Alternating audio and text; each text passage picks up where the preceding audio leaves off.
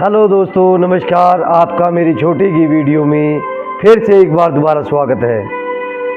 दोस्तों, बस मैं आपसे बात शेयर करूंगा ये बात जितनी जल्दी समझ जाओगे ना तो अच्छा है, वरना तो फिर जीवन राम भरोसे भगवान भरोसे जब हम समझेंगे ही नहीं तो ये बात जल्दी समझ में नहीं आती। कितने दिन रुकोगे, कितने दिन रुकोगे? 80 वर्ष या 90 वर्ष? कितने निकल गए? बोले 40 वर्ष निकल गए, कोई बोला 50 वर्ष निकल गए। क्या समेट पाए, क्या समझ पाए, क्या समेट पाए, क्या समझ पाए, क्या भोग पाए? बोले अभी प्लान ही बन रहा है, सबका प्लान बन रहा है। इतना मिल जाए ये मकान बना दूंगा, ये लड़के का ब्याह वहां कर लूंगा, लड़की को वहां कर दूंगा, ऐसा कर लूंगा, वैसा कर दूंगा। और गए सब प्लान यहीं रखे के रखे रह गए। दोस्तों, मैं मानता हूं जीवन में अगर आपकी संतानें हैं तो ये भी नॉर्मल सी बात है। इंसान चाहे अपने बच्चों के मोह में, बच्चों के लालच में, या उन्हें एक अच्छी लाइफ देने के लिए उनका मन व्याकुल हमेशा रहता है, वो फंसे रहते हैं उस मोह में।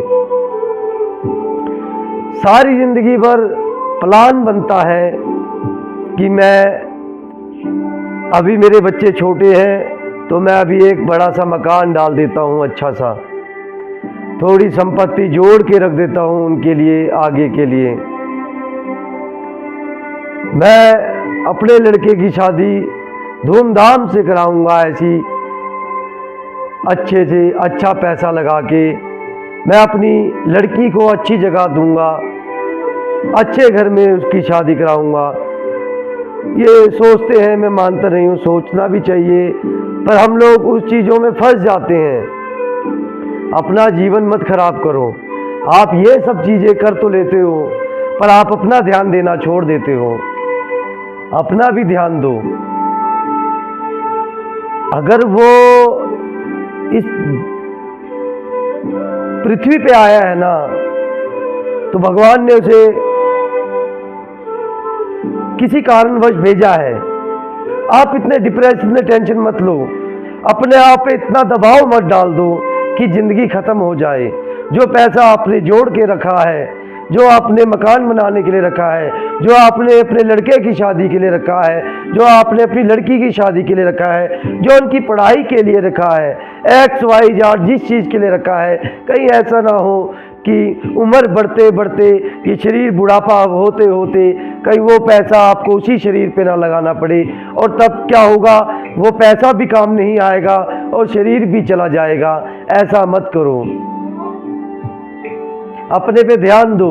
ये जीवन है, इतनी सुंदर आपको शरीर मिला है, इसका ध्यान रखो, भगवान का नाम लो। ये पैसा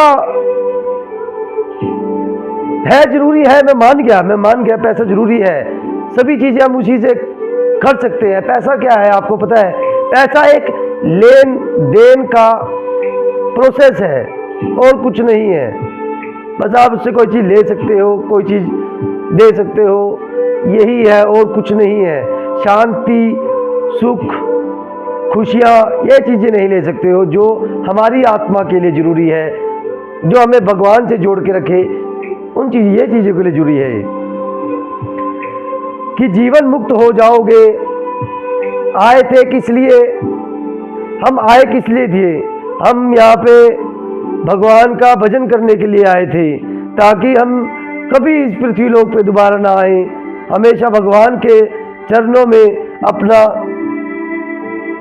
डेरा जमा सकें। यही लगा लो आप कि जीवन मुक्त हो जाएगा भजन करके। गर्भ में प्रार्थना की थी, एक बार निकालो इस नरक लोक से।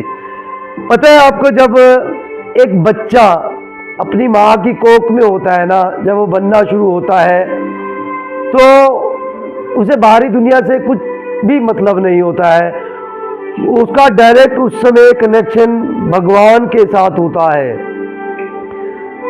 भगवान उसे बोलते हैं जब वो बन रहा होता है, मैं किस कारण तुझे बाहर निकालूं, मैं किस वजह से तुझे इस पृथ्वी पर लेके आऊं।